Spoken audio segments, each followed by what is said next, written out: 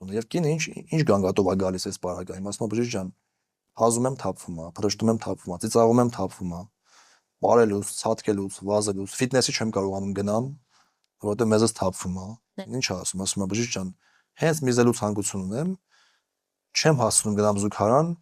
ակամա մեզս թափվում է։ Սա մյուս տեսակն է։ Բարև բոլոր նրանց, ովքեր դիտում են մեզ, այսօր մենք զրուցելու ենք կանանց շրջանում անմիզապահության մասին, թե դրանք ինչ պատճառներ ունեն եւ ինչպես կարելի է այս խնդիրը վերացնել։ Սիրով զրուցելու Միզմիրլյան բժշկական կենտրոնի ուրոլոգ, ուրոգինեկոլոգ Գոր Շադյանի հետ։ Բարև բժիշկ։ Բարև ձեզ։ Շնորհակալ եմ, որ այս կարևոր թեմայի շուրջ ենք խոսելու եւ կընկալում եմ հետաքրքիր ինֆորմացիա։ Շնորհակալ եմ, որ հրավիրեցիք։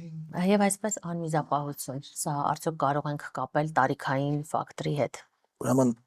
որոնք են անմիզապահության ռիսկի գործոնները, եթե դրա մասին խոսենք, նախ նշեմ, թե հիմնական տեսակները որոնք են, եւ հետո ամեն մեկի մասին, եթե թույլ կտաք, առանձին խոսենք։ Անմիզապահության բազմաթիվ տեսակներ կան,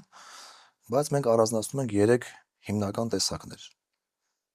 Առաջինը կոչվում է ստրեսային անմիզապահություն, հա։ Սա այն անմիզապահությունը չի, որ վախենում է ինչ-որ մեկը ու ակամա միզարձակություն է սկսվում։ Ստրեսային նշանակում է անմիզապահություն, որը առաջանում է այնպիսի իրավիճակում, որին նախորդում է ներվորովանային ճնշման բարձրացում, ասենք հազալու հետևանքով, փռշտ տալիս, ծանրություն բարձրացնելիս, հա, պարկած դիրքից նստած դիրքի անցնելիս կամ նստած դիրքից կանգնած դիրքի անցնելիս, կամ առավել արտահայտված փուլերում, նույնիսկ սովորական քայլքի ժամանակ։ Պացիենտը ոտքը շարժում է ու մեզը թափվում է, մյուս ոտքը շարժում է, մեզը թափվում է։ Սա կոչվում է ստրեսային անմիզապահություն։ Նորից նշեմ, որ ստրեսի հետ սա կապ չունի։ Ուղղակի ստրեսային տերմինը փոխարինում այն իրավիճակին, փորձում է բացատրել մի իրավիճակ, որը առաջանում է ներվորովանային ճնշման բարձրացման հետևանքով։ Այստեղ տարիքային առումով ինչու կինը պետք է տարեց լինի ավելի, որ լինի թե երիտասարդ տարիքում։ Ուրեմն տարիքը ռիսկի գործոններից մեկն է։ Մենք պատճառ որպես այդպեսին չենք ասում։ Եթե մեխանիզմ փորձենք ասենք, որ մեզը պահող համակարգը կամ փականային համակարգը չի աշխատում այնպես, ինչպես որ պիտի աշխատի, հա, չի կարողանում լավ փակի եւ պահի։ Ռիսկի գործոններից մեկը տարիքն է։ Մյուսը ծննդաբերություններ, հղիություններ, հա, ծանր ֆիզիկական աշխատանք, ծանր ատլետիկայով զբաղվել։ Մի խոսքով այն ամեն ինչը, ինչ որ երկար ժամանակ հանգեցրել է ներվորովայնային ճնշման բարձրացման, հա։ Սրանք են ռիսկի գործոնները։ Եվ կինը ինչ գանգատով է գալիս այս պարագայում, ասում է բժիշկ ջան, հազում եմ թափվում է, փրշտում եմ թափվում է, ծիծաղում եմ թափվում է, բարելուց, ցածկելուց, վազելուց, ֆիթնեսի չեմ կարողանում գնամ, որովհետև մեզս թափվում է։ Ներեցեք բժիշկ, այն նշեցիք ֆիթնեսի չի կարողանում գնալ, քանի որ միզարձակման խնդիր է առաջացել, բայց եթե բարբերաբար այս մարզումները մինչ այդ արվել է գրագետ սպորտային ակտիվ կյանքով ֆիզիկապես մարզված վիճակ, արդյոք կխուսափեն այս դեպքում այս խնդրից։ Հարցը մի քիչ հակասական է, եթե ծանր ատլետիկայով զբաղվի օրինակ, մենք գիտենք, որ կին ծանրամարտիկների մոտ շատ տարածված է անմիզապահությունը, մասնավորապես ստրեսային տեսակը, որի մասին որ քիչ առաջ խոսեցինք։ Եթե անենք ոչ այդքան ուժային վարժություններ, ունենք տվյալներ, որ միգուցե հավանականությունը նմանատիպ անմիզապահություն ունենալու որոշակի նաև իջացնենք հետագայում։ Եվ մենք ի վերջո գիտենք, որ նաև անմիզապահության տեսակը հնարավոր է բուժման տարբերակներից մեկը նաև դա հատուկ վարժություններ կա, որ անում ենք, որոնք կոչվում են կեգելի վարժություններ, հա, եթե կուզեք սրա մասին եւս կխոսենք։ Եթե կինը դիմել է ստրեսային անմիզապահության, այսինքն հազալուց փրշտացություն ունի մեզի ակամարտահոսք, իրականում ամեն բան կախված է արտահոսքի արտահայտվածության աստիճանից։ Մի բան է, եթե դեռևս նոր սկսվող է կաթիլների տեսքով, հա, մեկ այլ բան է, եթե շատ արտահայտված է այս անմիզապահությունը, բայց բոլոր պարագաներում կեգելի վարժությունը կարելի է փորձել կիրառել, հա, միաժամանակ 2 ամիս, 3 ինչու՞ չէ, 2 ամիս, 3 ամիս կարելի է փորձել կիրառել եւ իրականում նշեմ, որ ոչ շատ արտահայտված դեպքերում հաճախ բավականին արդյունավետ է։ Շատ լավ, եւ կանանց մոտ անմիզապահությունը անտեսելու դեպքում, բացի այն, որ նա կրում է պարբերաբար այս անհարմարությունը եւ ինքն իրեն ասես սահմանափակում է շատ կյանքի ոլորտներից, սա կարող է իր հետևից այլ խնդիրներ բերել։ Անմիզապահությունը այնքան կյանքի համար վտանգավոր իրավիճակ չէ, որքան կյանքի որակի վրա ազդող Այո։ իրավիճակ է, Մհմ, հա։ Եվ մենք նաև չխոսեցինք մնացած տեսակների մասին։ Այո, խնդրեմ դա էլ Հա, շարունակեք։ Մհմ, առաջին տեսակը կոչվեց ստրեսային, երկրորդը կոչվում է անմիզապահության ուրգենտային կամ հրամայողական տեսակ։ մհմ, Այն մեզ վստահաբար լսում են հիմա կանայք, ովքեր որտեղ շատ տարածված է այս խնդիրը։ Իդեպ վերջերս հարցում ենք անցկացրել Հայաստանի Հանրապետության կանանց շրջանակներում եւ շատ մեծ տոկոս կանայք ունեն անմիզապահության այս կամ այն տեսակը։ մհմ, Մեր հացում կատարած կանանց մոտավորապես եթե սխալ չեմ հիշում 60-ից ավել տոկոս, որը շատ մեծ թիվ է իրականում։ Երկրորդ տեսակը կոչվում է ուրգենտային կամ հրամայողական։ մհմ, Եթե նախորդ պարագայում խնդիրը կապված էր փականային համակարգի հետ, այսինքն փականը չէր փակում նորմալ եւ 1000-ից փրշտալուց մեզը թափվում էր, այս պարագայում կինը նշում է, որ 1000 փրշտալուց խնդիր չունի ինքը, բայց իր մոտ առաջանում է անմիզապահություն, մեզի ակամա արտահոսք այն պարագայում, երբ որ ինքը ունի միզելու ցանկություն, այսինքն ինչ ասում է բժիշկ ջան, հենց միզելու ցանկություն ունեմ, չեմ հասցնում գնամ զուգարան, ակամա մեզից թափվում է։ մհմ, Սա մյուս տեսակն է։ Այս պարագայում խնդիրը փականի հետ չի կապված, այլ կապված է միզապարկի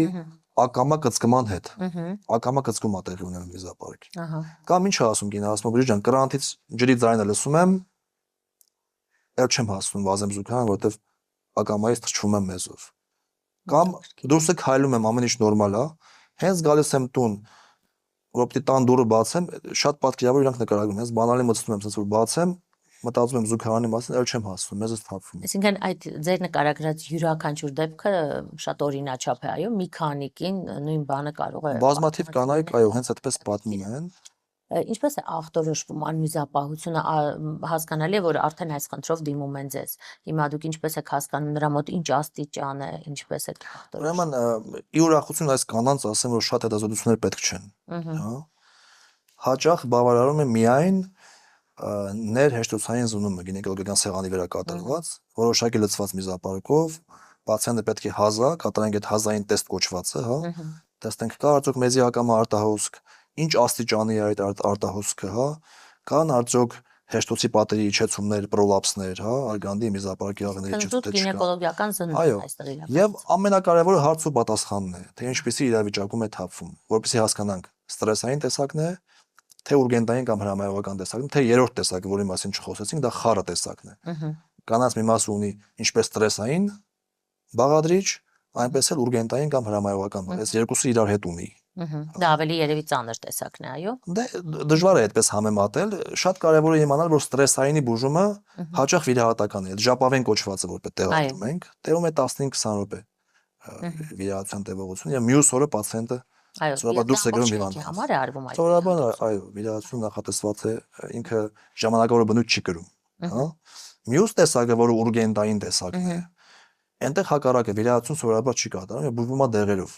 Դեղեր, որոնք պետք է մի քիչ ճնշեն միզապարկին։ Այո։ Դեղերը, որոնք պետք է օգնեն, որ միզապարկը ուղղին ավելի լավ ենթարկվի։ Մհմ, Ոչ թե ինքը իր համար որոշի, որ պետք է դատարկվի, սկսի կծկվել եւ դատարկվել եւ մհմ, առաջացնել մեզի ակամա արտահոսք պացիենտի մոտ, մհմ, այլ ենթարկվի ուղղին, ինչպես որ նորմայում դա պիտի լինի։ Իսկ երրորդ տեսակի դեպքում, երբ որ կինը ունի եւ մեկը եւ մյուսը, մենք սովորաբար փորձում ենք մի հատ դեղերով սկսենք, այդ ուրգենտային կոմպոնենտը հանենք, տեսնենք տակը ինչ մնաց։ մհմ, Եթե մնաց այդ ստրեսային կոմպոնենտը, արդեն ստիպված ենք էլի կամ ճեգելի վարժություններով կամ Այո։ ժապավենի տեղադրմամբ։ Այսինքն առաջին этаպում հենց դեղորայքային բուժմանն եք նախապատվություն։ Եթե ուրգենտայինն է կամ խառն է, եթե ստրեսայինն է, այնտեղ դեղ նշանակելու իմաստ չկա, Այո։ որտեղ մեխանիզմը դեղի հետ Կարևոր կապ չունի։ տարանջատելն է։ Շատ լավ, եւ վերջում մեր զրույցի կցանկանայի ձեր խորհուրդ ուղղեիք մեր կանանց, թե ինչպես տարբերել, որ դա ոչ թե մրսածություն է, կարճատև խնդիր է, այլ իսկապես գործ ունենք ուրոլոգին դիմելու անհրաժեշտության հետ։ Դե եթե կան վերոնշյալ ախտանիշները, որոնք ես նշեցի, հա, Եվ դա միայն մրսածության պարագայում չպիտի կին ունենալ, ընդհանրապես կարևոր մի բան նշեմ, կա մի կարծրատիպ մեր կանանց մոտ, շատ հաճախ իրենք մտածում են, թե անմիզապահություն ունենալը դա երևի թե նորմալ է, հա, ինչ որ պարագայում։ Ես գիտեմ ինչ են այդպես մտածում, որովհետև խնդիրը շատ տարածված է եւ իրենք խոսում են իրար հետ։ Ինքը տեսնում է, որ հարևանի մոտ եւս կա, իր մամայի մոտ օրինակ կամ տատիկի մոտ եւս կա կամ եղել է, հա։ Եվ ենթագիտակցորեն սկսում են մտածել, որ երևի սա նորմայի ինչ որ դրսևորում է, կամ տարիքային կամ փոփոխություն է օրինակ։ վստահաբար որևէ մի տարիքում, որևէ մի պարագայում մեզի ակամա արտահոսք ունենալը Մհմ, մեր կանայք կուզեն որ իմանան նորմալ չէ եւ չի կարող նորմալ լինել։ Այդ տատիկների մոտ ենք շատ նկատում, շատ տարածված է։ Հետաքրքիր է, տարեց հասակում դիմում են կանայք այս խնդրով։ Շատ են դիմում։ Իմ օրը բարեբախտաբար ավելի շատ կասեի որ մեծամասամբ շատ տատիկների հետ է անցնում եւ շատ ուրախ եմ դրա համար իրականում։ Իհարկե։ Հա, առավելից երբ որ ունենք լավ արդյունք։ Այո, շնորհակալ եմ Գոր, կարծում եմ շատ կանայք իսկապես այս խնդիրը կամ ներփակ իրենց մեջ են պահում կամ ինչպես դուք նշեցիք օրինաչափ են համարում, լավ է որ այս ինֆորմացիան կօգնի նրանց ճիշտ կողմնորոշվել։ Շնորհակալ։ Ես եմ շնորհակալ հրավերին։ Հարգելիներս, այսօր մենք զրուցեցինք անմիզապահության մասին կանանց շրջանում, դա ինչ Իզմիրլյան բժշկական կենտրոնի ուրոլոգ, ուրոգինեկոլոգ Գոր Շադյանը ձեր կողքին է այս առումով եւ կարող եք նրան դիմել նմանատիպ հարցերի դեպքում եւ խնդիրը լուծել իհարկե շատ ավելի կարճ ժամանակում, քան դուք կարող եք պատկերացնել։ Այսքանը եղեք առողջ, կհանդիպենք։